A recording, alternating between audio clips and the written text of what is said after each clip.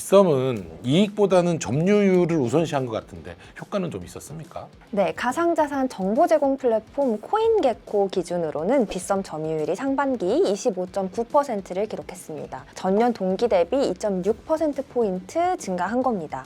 2분기 평균 점유율은 27.3%로 전년 동기 대비 6.4%포인트 올랐고요. 한때 빗썸은 10%대 점유율이 무너지기까지 했습니다. 그래서 2023년 10월 거래 수수료 무료라는 초강수를 뒀었는데요. 거래 수수료를 다시 받고 있음에도 불구하고 30%대 점유율을 유지하고 있다는 점에서 비용 투입 효과는 일정 부분 나타나고 있는 것으로 보입니다.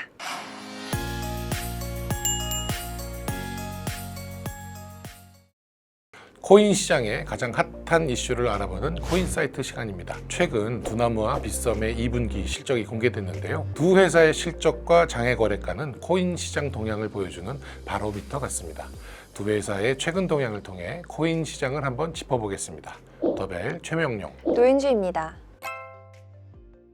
노 기자, 우선 업계 시장 점유율 1위 업비트를 운영하는 두나무의 실적부터 봤으면 좋겠네요. 네, 두나무는 올해 2분기 매출 2,857억 원, 영업이익 1,528억 원을 올렸습니다. 매출은 전년 동기에 비하면 11.15% 증가한 수준입니다. 작년 같은 기간 가상자산 시장이 어땠는지 한번 살펴봤습니다. 작년에는 비트코인 현물 ETF 승인으로 1분기에 비트코인 가격이 한창 상승하다가 2분기 들어서 차분해진 모습을 확인할 수 있었습니다. 올해도 마찬가지로 미국 대선 호재로 상승세를 보이던 코인 시장이 2분기에는 주춤하면서 하락세를 연출했고요. 작년보다는 괜찮았지만 올해 2분기도 매출 성과가 썩 좋지는 못했습니다. 작년과 비교하면 올해는 좋다고 하는 건데 네. 호황이었던 1분기랑 비교해보면 실적이 어떻죠? 네, 1분기와 비교하면 낙폭이 보다 커지는데요. 전분기 대비 매출은 64% 감소했고 영업이익은 72% 줄었습니다. 코인 시장 동향과 실적이 거의 일치하게 움직이네요. 네.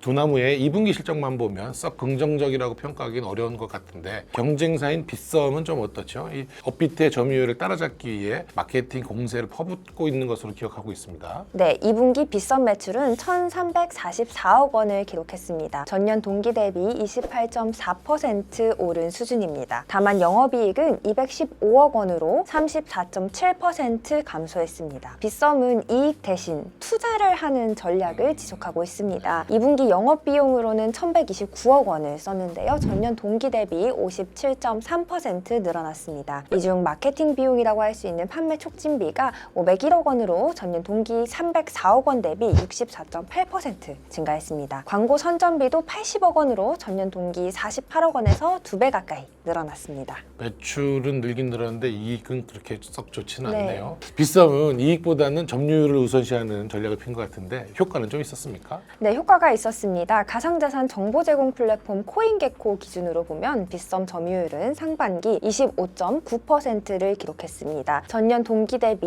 2.6%포인트 증가한 겁니다. 2분기 평균 점유율은 27.3%로 전년 동기 대비 6.4%포인트 올랐고요. 한때 빗썸은 점유율이 10%대가 무너지기도 했었습니다. 그래서 2023년 10월 거래 수수료 무료라는 초강수를 뒀었는데요. 거래 수수료를 다시 받고 있음에도 불구하고 30%대 점유율을 유지하고 있다는 점에서 봤을 때 비용 투입 효과는 일정 부분 나타나고 있는 것으로 보입니다. 수수료 무료라는 것은 말 그대로 밑지고 네. 장사하는 건데 맞습니다.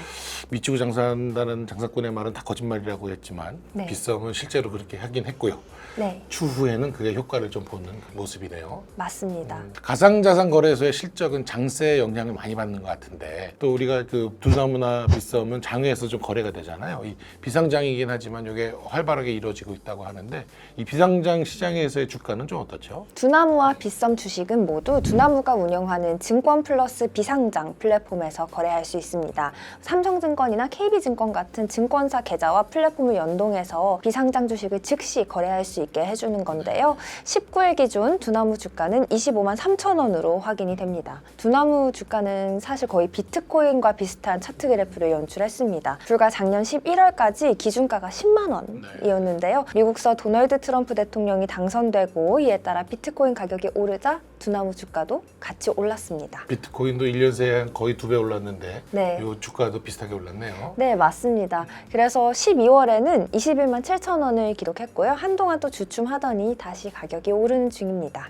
2021년인가요? 두나무 주식이 한 주당 50만 원을 넘어서 한 54만 원까지 올랐던 것으로 기억을 하는데 요 가격까지는 아직 올라오지 않았습니다.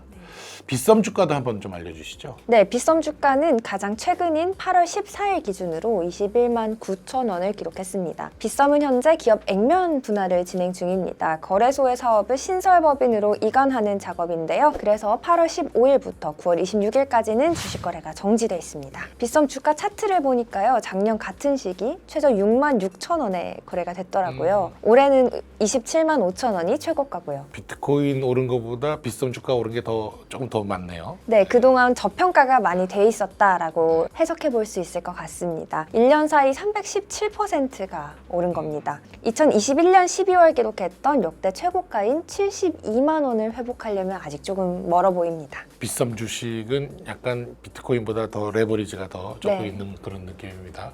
두나무 주식, 빗썸 주식 얘기를 하다 보니까 이게 거래되고 있는 플랫폼이 두나무의 증권 플러스 비상장이라고 했는데 지금 요거를 네이버페이에 매각하는 그런 작업이 진행되고 있죠. 네, 두나무는 네이버페이와 증권 플러스 비상장 매각 논의를 진행 중인 것으로 알려졌습니다. 이걸 두나무 입장에서는 잘 키워볼 만한 플랫폼인 것 같은데 매각을 왜 한다고 하죠? 우선 증권 플러스 비상장은 투자 중개업 인가를 받아야 합니다. 올해 9월부터 자본시장법 개정안이 시행되면서 혁신금융 서비스로 운영하던 비상장 주식거래 플랫폼들은 라이선스가 필요해졌습니다. 두나무 같은 대기업, 특히 뭐 자금 동원력이 나쁘지도 않을 텐데요. 이런 기업들이 라이센스 요건을 못 맞출 일은 없을 것 같은데 네. 굳이 팔아야 되는 이유가 있는 건가요? 네, 사실 가장 큰 문제는 라이선스 취득 후에는 자사 플랫폼에서 특수관계인이 발행한 주식을 거래할 수 없다는 겁니다. 두나무 주식을 거래할 수 없다는 이 얘기인 거겠죠? 네, 맞습니다. 그러니까 지금 증플 비상장을 먹여 살리는 종목이 사실상 두나무이거든요. 근데 두나무 주식 거래를 할 수 없다면 좀 치명적이겠죠. 예외 요건을 맞추면 되긴 하지만 꽤 까다롭습니다. 만약에 최대 주주를 변경하고 두나무는 특수관계인이 아닌 10% 미만 지분만 남겨둔다면 이 문제는 바로 해결할 수 있겠습니다.